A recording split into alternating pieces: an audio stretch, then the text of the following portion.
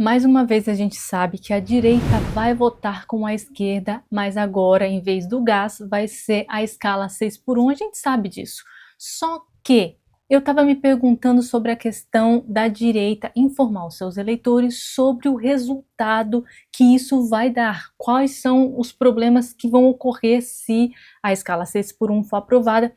E saiu uma pesquisa, inclusive agora, e nessa pesquisa mostra que se a escala 6 por 1 for aprovada, mais de 600 mil empregos serão perdidos. Vamos dar uma olhadinha então aqui na matéria que saiu o estudo, que esse aqui é fim da escala 6 por 1, os 600 empregos que eu falei para vocês, né? E o que diz aqui, ó, o fim da escala 6 por 1, como é discutido hoje, pode elevar custos da empresa, das empresas no geral, né?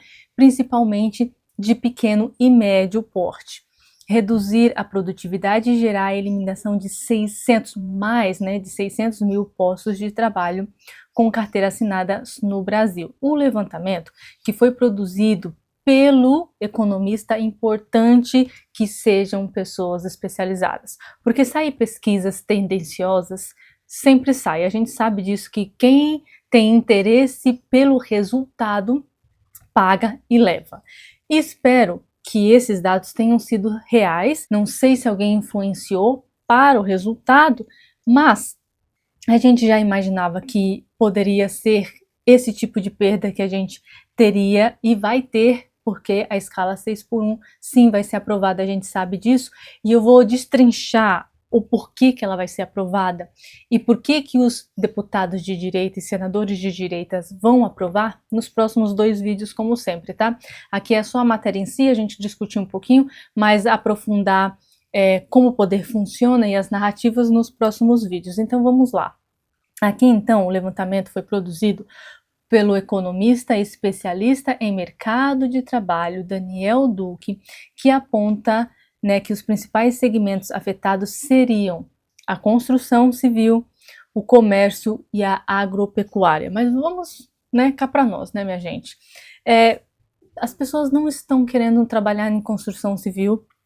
Alguns comércios também, principalmente os comércios que abrem de segunda a domingo, que são os comércios que ajudam você a fazer alguma coisa no fim de semana, a aproveitar seu fim de semana, um cinema, um restaurante, um café.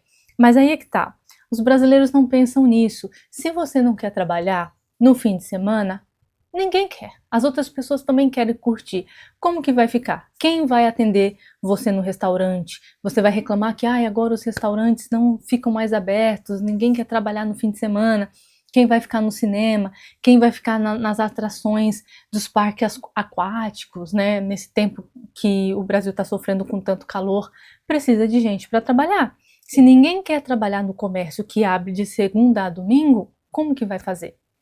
Eu não sei, as pessoas não pensam nisso. E também a questão da agropecuária. Em relação à agropecuária, é assim, é muito complicado alguns setores onde as pessoas têm que ficar embaixo de sol colhendo os produtos. Eu sei que a maioria agora é mecanizado, né? As máquinas fazem, mas as pessoas não querem mais trabalhar nesse tipo de emprego, não querem mais passar tempo nisso. Então, assim, que a tecnologia vai tirar o emprego dessas pessoas em alguns setores, a gente sabe disso, e para alguns eu até acho ótimo, como esse que eu falei para vocês. Se tiver que colher alguma coisa no sol, rachando, que seja um robô, que seja uma máquina, que seja alguma tecnologia para ajudar em relação a isso. Agora, construção civil, que é uma coisa que é interessante no Brasil, um emprego tão assim mal remunerado, mal visto, né, no Brasil. E engraçado que fora do Brasil, por exemplo, aqui na Austrália, as pessoas trabalham na construção civil. E ninguém tem vergonha de trabalhar na construção civil. A maioria das pessoas, quando elas chegam, quando elas não têm emprego, elas vão para a construção civil, elas vão trabalhar em obra. E tem gente que ganha muito dinheiro, mas aí é que tá. Essa é a diferença do Brasil para outros lugares do mundo. O problema não é a redução da carga horária 6 por 1, não é verdade? Porque poderiam se reduzir. O problema disso tá no governo, tá na situação econômica. Metade dos brasileiros não trabalham, estão vivendo de benefícios, então a produtividade ela cai. Por isso, diminuir a carga 6 por 1 é complicada. Não porque diminuir é um problema, é que todo mundo tem a redução dessa carga horária. Eu, por exemplo, aqui na Austrália, eu trabalho 40 horas no máximo, trabalho 8 horas por dia, apenas com meia hora para almoço. Aqui na Austrália isso é suficiente, é muito difícil, eu nunca ouvi falar alguém que tenha 1 hora de almoço. Então meia hora para descanso, 7 horas e meia trabalhadas. E aí aqui a diferença é que a gente trabalha por hora. Então é o funcionário casual são as pessoas que trabalham sem contrato empresarial, sem vínculo empregatício. Eu tenho vínculo porque eu tenho contrato, então eu tenho que ir de segunda a sexta e alguns domingos por ano. Então são 3 meses de trabalhando todos os domingos, tá bom? E aí eu ganho por hora também, só que eu tenho que cumprir o horário. Eu tenho que ir das 10 às 6, por exemplo, e todos os dias.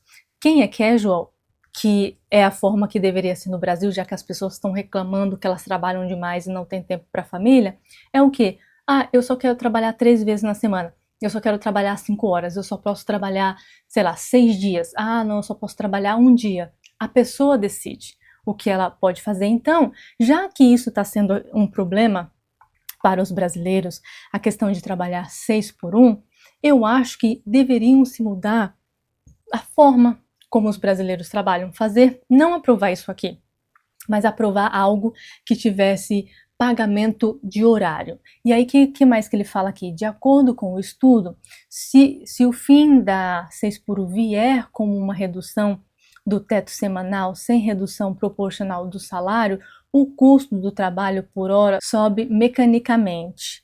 O levantamento conclui que a consequência da redução de horas trabalhadas e eliminação de emprego seria uma queda, uma queda de até 2% da produção do setor formal, com um impacto negativo de 0,7% no PIB. Aqui é que tá.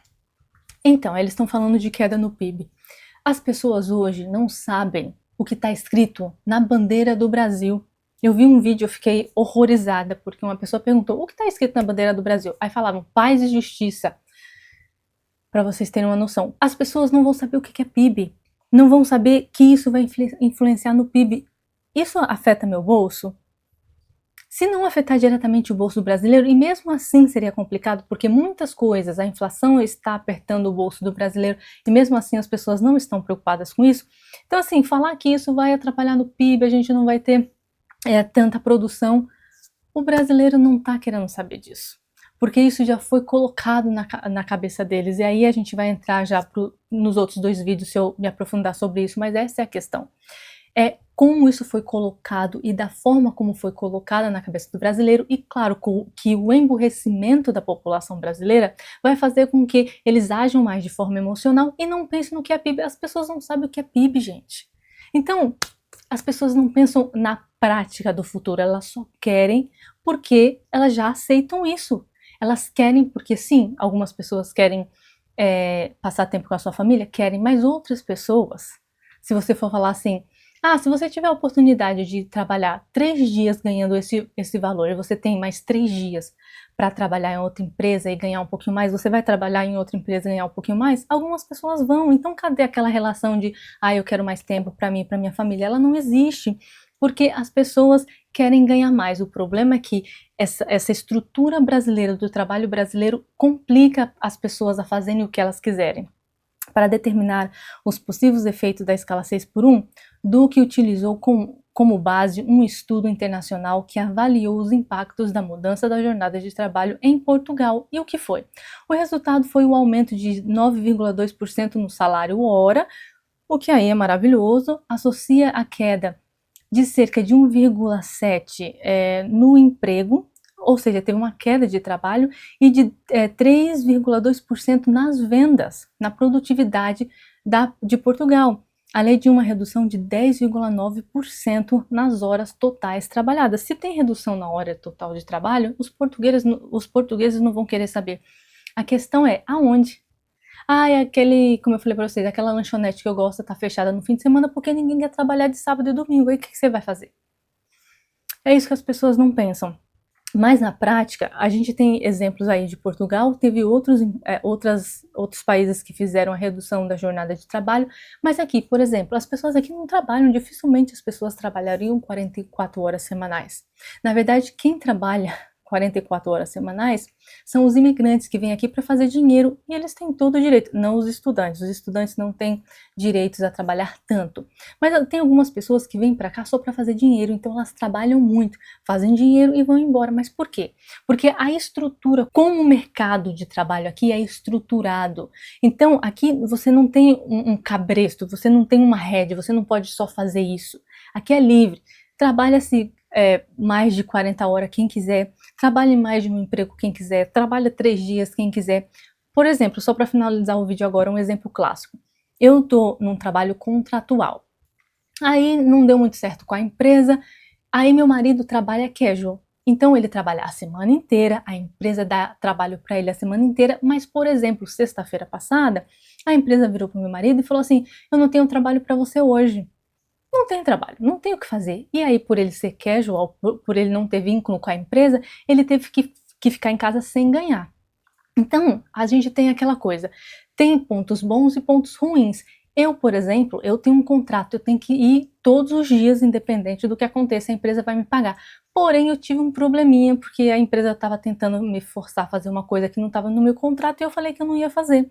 E aí eu não tenho como não ir, eu preciso ir de qualquer jeito todos os dias. Então, assim, tem os seus pós e seus contras. Aí agora, eu quero ir pro casual, eu quero trabalhar 3 dias porque eu tenho o foco aqui de crescer esse canal, e aí meu marido quer trabalhar full time com contrato empresarial, porque para ele é melhor. Para você ver, hoje eu tô de um lado e ele do outro, e a gente vai mudar isso, porque a gente tem a possibilidade. Isso é que é o bom. Então, o problema não é a escala 6x1.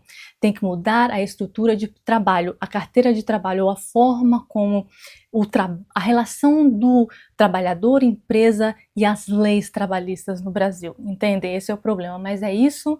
Espero vocês nos próximos vídeos para a gente aprofundar um pouquinho mais sobre esse tema.